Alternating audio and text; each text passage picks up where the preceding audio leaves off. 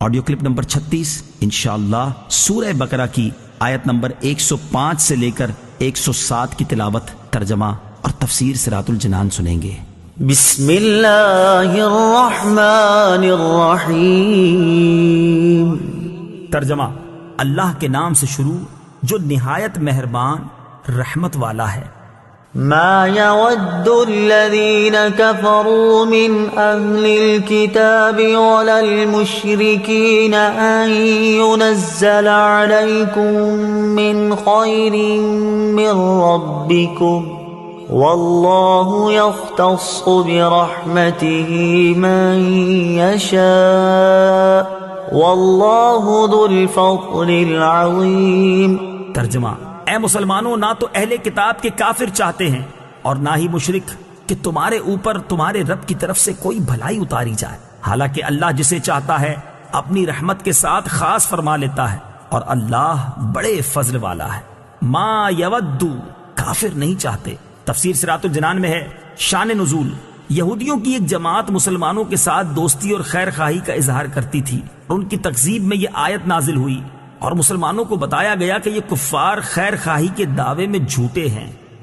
ما ننسخ من آیت او ننسها نأت بخیر منها او مثلها ألم تعلم أن الله على كل شيء قدیر۔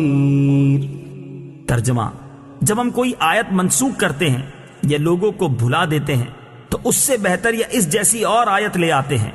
اے مخاطب، کیا تجھے معلوم نہیں کہ اللہ ہر شے پر قادر ہے؟ ما ننسخ، ہم جو منسوخ فرمائیں۔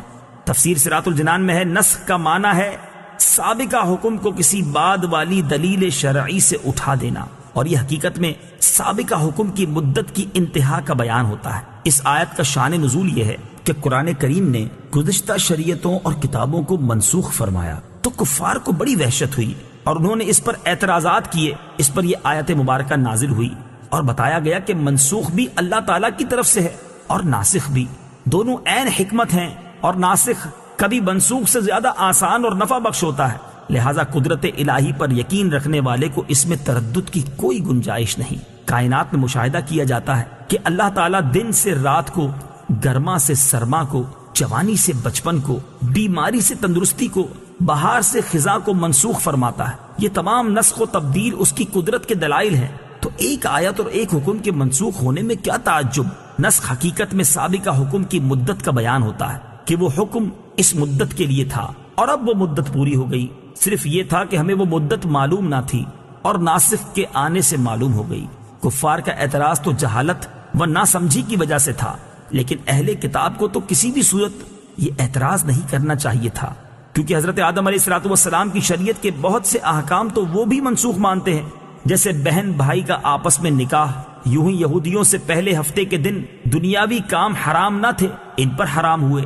نیز توریت میں ہے کہ حضرت نوح علیہ السلام کی امت کے لیے تمام جانور حلال تھے، جبکہ حضرت موسیٰ علیہ السلام پر بہت سے حرام کر دیے گئے۔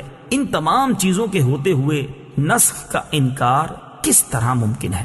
نأتی بخیر، ہم بہتر لے آئیں گے۔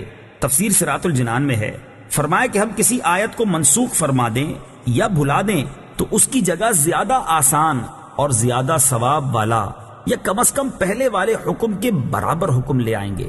پہلے سے زیادہ سہولت والے کی مثال ہے جیسے پہلے 10 گنا تک کے لشکر سے جہاد کا حکم تھا، پھر صرف 2 گنا تک کے لشکر سے جہاد میں ڈٹے رہنے کا حکم نازل ہوا۔ زیادہ ثواب کی مثال ہے جیسے پہلے ایک قول کے مطابق روزے کی طاقت رکھنے والے کو بھی فدیہ دینے کی اجازت تھی، لیکن بعد میں اس پر روزے کا حکم ہی متعین کر دیا جو فدیہ سے زیادہ ثواب والا حکم ہے۔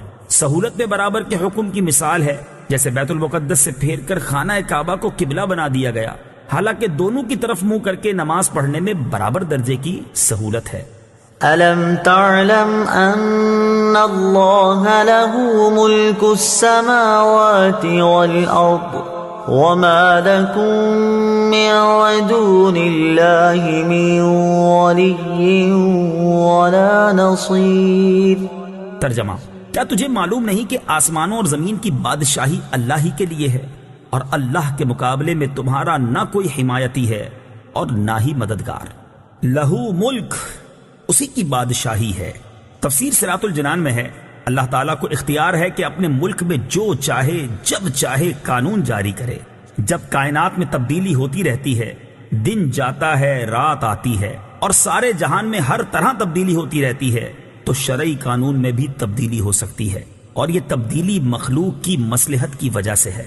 من دون اللہ، اللہ کے مقابلے میں۔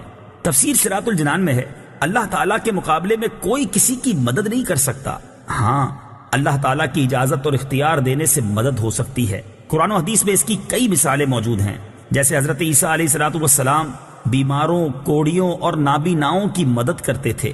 فرشتوں نے غزوہ بدر اور غزوہ حنین میں مسلمانوں کی مدد کی۔